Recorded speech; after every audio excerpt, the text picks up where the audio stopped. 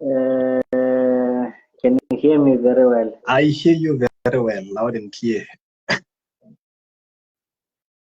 Yeah, that's good because I can also hear you on my side. Okay. No. Shukuthi kungekuhamba kahle ke mangjalo. Yeah. Okay. Thanks for your time. I know you're a busy guy, but thanks for making the time to come and grace us with your presence at the Hadison Podcast. Yeah. It's my pleasure, man. I'm also honored to be part of this engagement. So I'm looking forward to it. Yeah. But without wasting any further time, can you please just tell us or our viewers like about your background? Like, can you just go through your background? Okay. My name is Peace Makhanya. By the way, I'm Emanuel Peace Makhanya. But normally they call me Peace. I'm using my second name. Yeah.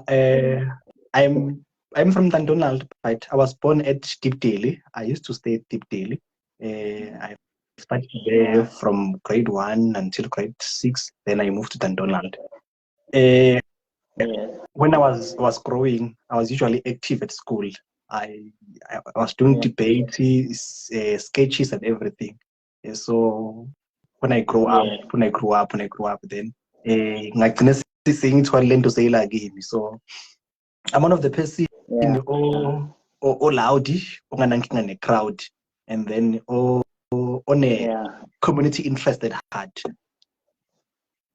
Yeah. So, the community interest. When will you say did it start to develop? Was it when you were growing up, or when you like maybe when you were on your teens or something? When did it start to be a thing to you? I think when I grew up, usually at school, I used to study with police. So like when I see people, I would get angry as if they're beating me. So I have a very soft heart. Sometimes I ask myself, how can I be in the forefront while but yeah, it's where I am. So challenging but yeah. Yeah.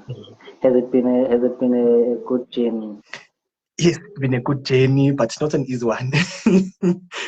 It's a difficult journey. There are obstacles on the roads. Bantu bazokuzonda. Yo, kuneyinkulumo futhi along the way, but we soldier on. Yeah. Yesterday I had an interesting guy, Kamalake, who Mangaliso Mkonda. So he is a leader as well. He was a leader for SASCO at UJ when I met him around 2016 and stuff, on the heights of the Freedom Must Fall. So yesterday he said to me, leadership is both a burden and an honor. Yes. But he said the burden is the loudest thing like on his day-to-day life, because when he wakes up every day, he used to think about the kids who didn't have NSFAS, the kids who didn't have a place to stay, the kids who have left home like from Limpopo, KZN, and now they don't have anything. They don't even have money to go back home. He ended up using his own money to take those kids back home. But then he said the honor, the beauty of leadership, it comforted him. Will you also say the same, to say it's difficult, but then there are good things on it as well. But those good things, they comfort you even if you feel it's difficult. But when you look at the bigger picture and then it comforts you, will also say the same thing. Yes, I think that's so profound, and I think it's very correct. It's true. Being in a leadership position, it's a burden. It's a serious burden. And then, but when you see those people who are leading, succeeding, it's become an honor. Like here, I'm the chairperson of Phumalanga Youth Development Center. Usually, every year we received at least more than 20 grade 12s about late applications in January. And then, like, why these people, where were they when we were busy applying? Where were they? You are the one who will not go to university. You just feel bad for them, good man. They were supposed to apply on time, but then after some June, then they'll tell you, no, man, I'm taken in this institution. Oh wow, that's good. And then you as he's here today or she's there because of me. No, wow, no, I'm doing great. So I think the guy, no, it's true. It's very correct. It's very correct. Yeah. What positions of leadership have you been on, or have you been contributed on, like on your journey up until this far, like up until you became the chairperson of the Phumalanga Youth Development Fund? Okay, from let's say from primarily, I usually I used to lead in the front in anything they do. Peace Makhanya, check us through. At school, I was a class rep, grade 11. I remember very well. And then there was this sort of an organization. It was CSO, School Church Organization. I was the organizer. 2018, and then 2019, I was the president of the SCO. So, and then after 2020, I was the secretary of the EFF, and then branch level.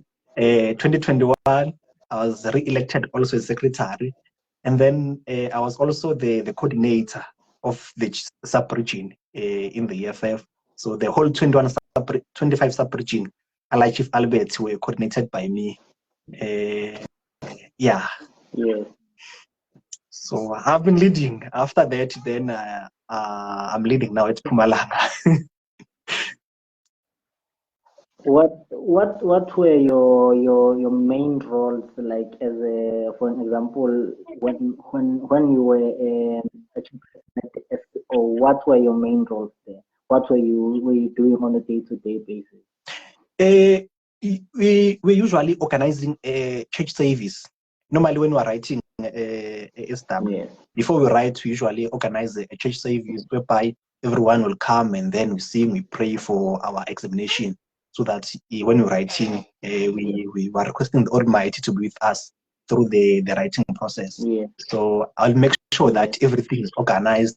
We get a pastor. If we get sound, we get tents and everything. Yes. How do you feel with the current situation? I'm not sure if it's still happening at SW, but I think last year, like, there was something happening in Chile, like demoli stuff. Like, how do you say, what's happening there? It's difficult, especially what was happening. At least now it's quiet. But last year, it also affected me personally, because I also, one of our was also affected by this thing. So I usually go every day in the morning. I usually go to a stop, and then when you go there, you'll find more than 15 learners laying down, crying, and then you ask yourself, what is there happening? We tried, we prayed, but I think the lack of prayer in schools, it's one of the thing, even the bad spirits,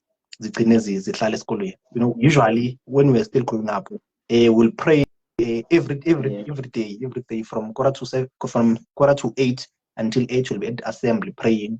At least demons will be chased away by our prayer. But over time, they only pray 3 times per week: Monday, Wednesday, and Friday. So in the other days, the bad spirit will come, and it's become a problem. And then as a secretary on branch level for the EFF. What do you do? What are you writing? Okay, they say a secretary is it's an engine of an organization. So a secretary must know day-to-day work of the organization. So as the secretary of the EFF, I make sure that if you are joining the EFF, let's say I'm going to give you a membership form of the EFF and you are joining, you'll give me your 10 rand. I'll make sure that your membership form is banked and you get your membership card. So one of the basic things that I'm doing, when we're in meetings, I make sure that minutes are being taken, every recordings are being done, meetings are being organized. If there are complaints, I receive them, we tackle them. Yes. And how often did you have the meetings on the EFF? According to our constitution, at least we must have 2 meetings per month. But yeah, we even fail. But now there are new guidelines that were given to us by the CCT that at least branches must sit after 2 weeks. So last Monday. Because I can. Last Monday we had a meeting. Because I can. Okay, sorry. Because I can think that, like, if maybe, for an example, there's a complaint and then maybe you're sitting once in a month, and then how are we going to update each other about the progress of the complaints? Or if there are members, how are we going to update each other about all those things? But then if you're saying then it's something that's happening at least twice in a month, or it's supposed to be happening at least twice in a month, and then I think that's better. It's a bit efficient, I think. Yes, exactly. And then now on your current position as the chairperson of the Phumalanga Youth Development Center, what do you do? Because I think you inspire me, my man. Like, one of the reasons why I started getting consultant was because, to me, it didn't make sense for most of the organizations like NYDA and Phumalanga Development Center, organizations that want to assist going school children. But then their opening time, it's when the children are at school. That's when they operate. And then when the school knock off, they're also knocking off. So it didn't, like, for me, it didn't make a point. And I checked, they are not even there on Facebook. They are not even there, like, on social media. So for you to be assistant, because, like, for Esther, they are starting, like, they're always at school Monday to Sunday and always at school. So if they want the assistance from you guys, it becomes a bit difficult for them to get assistance, because when you open, they're at school. When they come out of school, then you are knocking off as well. But I've seen what you're doing on Facebook. I know there is a page now on Facebook that's there. And you are updating us, and I think there's also code. I'm not sure if it's every day or every week, but I've seen that there are codes from Phumalanga Development Center. So what's your mandate there now? Okay, firstly, yeah, ngingasho ukuthi ngingene ngephutha to be the chairperson of Phumalanga. But then that mistake changed everything. I was firstly co-opted in that position, not elected as it happened. As it was supposed to happen, I was co-opted. I didn't know anything about that organization, but I had been co-opted. They had a problem whereby board members were chased away, given protection orders, and then there was no structure. So they saw that gap, and then I think that person was very wise, by the way, by co-opting me. Though along the way you had challenges, but that was one of his best or wise decisions that he took. So at first, when I came, I didn't know anything. Okay, year goes by, I mean months goes by, and then okay, so this is how they operate. And then I also look at it that way with no man. Like we can't be opening from 8 to 4. From 8 to at least 2:45 at school. After to 4, they are out, and now we're looking the kids. Who are we helping exactly? I also had that question. So that's why recently I have established this program where we are going to school. We are taking our things to schools to help learners apply at school. And there are schools like Chief SW Club that are working with us. The past week were there, 8 until 4 shais. They give us a space, like SPC. Anyone who wants to apply, she comes to us, or he comes to us with his documents, then we assist him or her to apply. There's a big challenge here at Dundonald, a computer illiterate challenge, whereby no, they have cell phones, they can even apply using their cell phones, but they are struggling, like really struggling. When you log in to the, let's say, to your MP website, you give them the website. No, this is how you must fill your details. It's become difficult for them. So it takes time to type. You see, but then you ask yourself, why is it so difficult? Because a computer keyboard and cell phone keyboard, they're the same. But yeah. And so, Mina, I think I've given myself 3 years at Phumalanga. I'll be there for 3 years. After that, I'm gone. A good dancer knows when to leave a stage. The reason I'm there, I want to assist young people. I want to see young people at school studying. I want to see young people working. Phumalanga, it's supposed to cater the whole Dundonald, but there are places whereby we don't reach them. Like We Valley, it's very difficult for We Valley to come to Phumalanga. It's lack of transportation and everything. So with this outreach program, whereby we're taking the center to the people, we're taking our things to We Valley Eskolweni, and then anyone who wants to apply, come to the nearest class and then assist them to apply. Yes. So your overall, what do you do there? Like as a chairperson, overall, do you come up with these programs and you initiate them, and what else do you do there?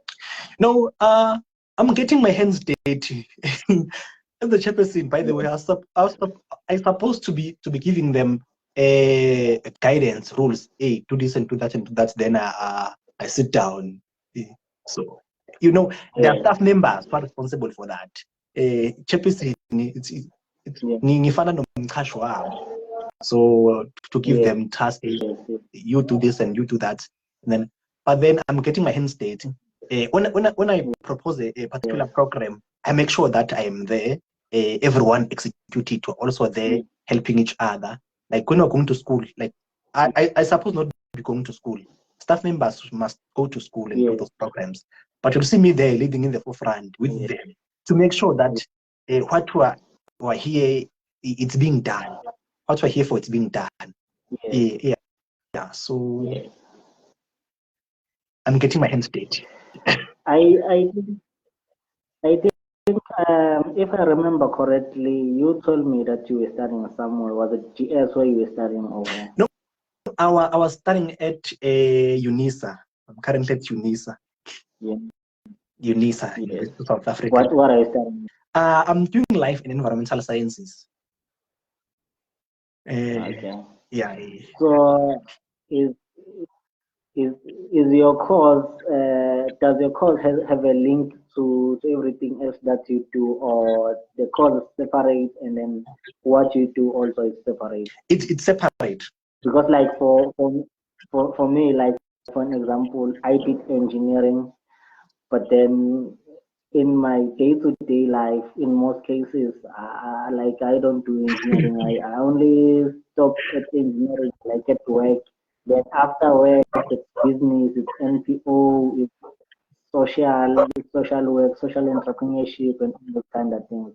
or even with you, it's also the same? Yes, it's also the same. Like, I think also I was supposed to be doing a development subjects or courses, youth development, those kinds of things, but it's totally different. It's not the same. But I'm enjoying it. You know, Yeah. no matter it's different from what I'm doing.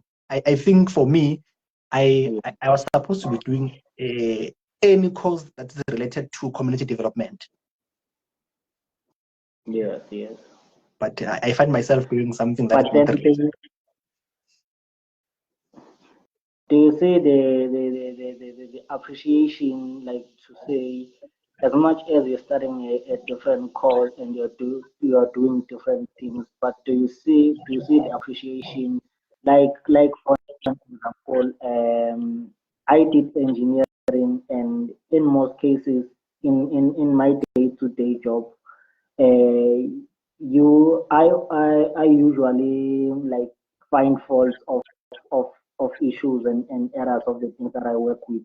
So in that case, it makes my mind to always like thinking and vibrating. So to find like ways in situations, like I need to like to diagnostic, like uh if I look at a situation, I diagnose it. Like I look at the faults. I try to look at the solutions. I try to make out a plan to say, so this is the fault. This is the situation. How am I going to do it? And then I make up a plan, and then I initiate it. So from what I do at work, or what I studied and what I do on my day-to-day life, as much as it's two separate worlds, but at some point those worlds they come and interject to each other. Is it the same with you? Yes, it is the same. In this life modules, I'm dealing with people, Yeah. with young people. So it somehow I was taught how life is supposed to be, and how one live his or her life, and how people Yes. behave. So, and somehow Yes. when I see them behaving in a certain way, I don't get surprised. I know, Guti, no man, I've been taught by this because I'm doing good. No, people, it's somehow they will act or do things like this because they are people. So yeah, Yes. it's somehow Yes. there is that intersection that somehow, especially with people. Okay. No. No, I really understand, my brother. What's your plan in the 3 years that you've set for yourself? What are the main goals that you want to achieve with Phumalanga Youth Development Center? Yeah, no, as Phumalanga Youth Development Center, we have a relationship with SAYC, South African Association of Youth Centers. It's a good relationship, Yes. a very healthy one. Right. So there is this program that is coming with South African Association of Youth Centers, SAYC, the ICT, Phumalanga. It will accredit the organization, Yes. so that the organization will be accredited. Anyone who want to do computer will be taught at Phumalanga, and after the completion of the training, he or she will get an accredited certificate. It will be like a qualification. So with that certificate, he or she can go to anywhere to apply for an administration or any other related work with that certificate. And so Yes. normally, Lamakhaya to do a computer certificate, it costs you 8,000 plus. Yes. So Yes. Phumalanga, if it will be not for free, at least the price will be a reasonable price. Yes, A bit. it's a very big money. Yes. So I want to make sure that this program unfolds. I want to see the program unfolding, and then mangabi unfold and everyone now can it's become easier for them to get the certificate. Then I'll leave Phumalanga. But before I leave Phumalanga, I want to make sure that this ICT is there, and everyone has access to it. The way I viewed it, I also wanted to introduce the ICT in the high schools of this area. We have 8 high schools here at Dundonald. So if you can introduce the ICT in the 8 schools, it means that a grade 12 learner after matric, he or she will be having a computer certificate and the matric certificate. With those 2 things, it's becoming easier for you to get a job. Yeah. So that's where my plans. That's how my plans currently.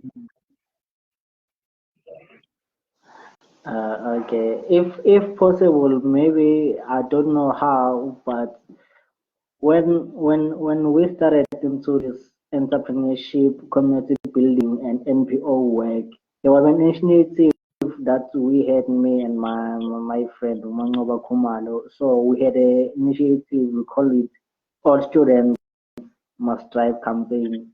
So what we did is we taught like university students how to drive, like the theory part of it, and then we partnered with my driving school, and then make sure we would see if someone has maybe student card, like, but then if maybe it's more like, it was more like our driving school, but it was free. So we were teaching those guys to drive and the rules of the road, like theoretically, and then they go and write their learners. When they have their learners, because they're already on our database, we can take that database and take it to maybe my driving school. There were 3 driving school, 7 now, and then my driving school now, they were giving those guys discount, but they were supposed to be students. So it was an initiative for students. Because if you're a student, you are not paying, like if maybe normally you're paying 3.5 for your driver's license, and then lab maybe go pataraboma 1.7 or something like that. So they had a discount, but only for our students. So if possible, especially for I, like in most cases, it's very rare to find I'm a grade 12 and 18 years and above, because my license I'm not 18. But for those guys, but about like they just maybe what my KPF for whatever reason. So maybe that's one of the issues you guys must take on. Just before you exit. Yeah, no, I thank you very much for that. It's also a good initiative, by the way. Like we're having a crisis of young people not having a driver's license, not because they don't want to, but because they cannot afford to have them. But then, in partnering with the local driving schools, it will help them. No, I'll definitely look at that one, in partnering with them, or maybe with even the Department of Traffic. But I think young people will be and can be assisted by that.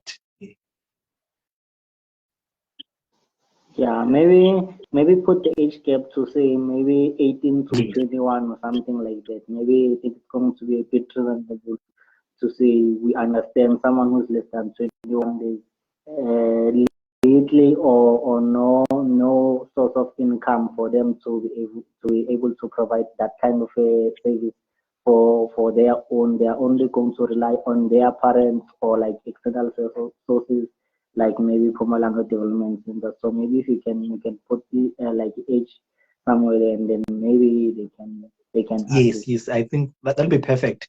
Putting age restriction, which at least from 18 to 21, we're assisting those ones. And then those who are above 21, but at least this one, they're still new to this after school world. So let's at least and give them what will assist them even in the future. I think that one will be perfect. Yes. Because if you want to be a driver and you are computer literacy, so it like chances are becoming a bit more for you. Yeah. So, My brother, thank you so much for it. thank you very much, Mr. Hadison. Yeah, thank you very much for the invite. Thank you very much. I hope I'll be able to get to talk to you in before your 3 years tenure finishes, so that we can connect the dots, looking back and see if you've achieved what you wanted to achieve, or maybe you've achieved even more than what you wanted to achieve in that particular 3 years. And I'm hoping by that time you will have at least one or two people that you will have mentored or trained for the position to be as effective as you are running. Because ever since it's been there, from looking from a distance, I don't know, but looking from a distance, I think the organization is becoming a bit effective now. Like, because of the gap that I saw, to say you want to assist people that are in school. How, like the customers, your customers, they are not there. They are not in front of you. Like, so now, because I see you going to schools, and I think I'm hoping you're going to go to schools like Mayflower, and make sure go to each and every one of Phumalanga district, Albert Luthuli. Maybe they have something to like, at least maybe a foundation for their future and their education. Yes. Uh, So I hope I'll get a chance to talk to you on your exit, and maybe get to know what's the next plan, because it seems like you already have a plan to say after 3 years that's going. But we'll talk about that on our yeah, next thank you time. very much, Mr. Hadison. After 3 years, I want to be an MEC. So I think, yeah. I'm still young, man, and I fit in any position. So yeah, that Yeah, what you yeah. just said, it was our aim. We don't want this thing to be based here at Rethill or Dundonald. Want to move to the entire sub-region. Yes, yes, Yeah. Thank you very much, Mr. Hadison. yes, yes. Thank you, sir. Enjoy your day, and thanks for having you. Thank you, Mr. Yeah. So bye.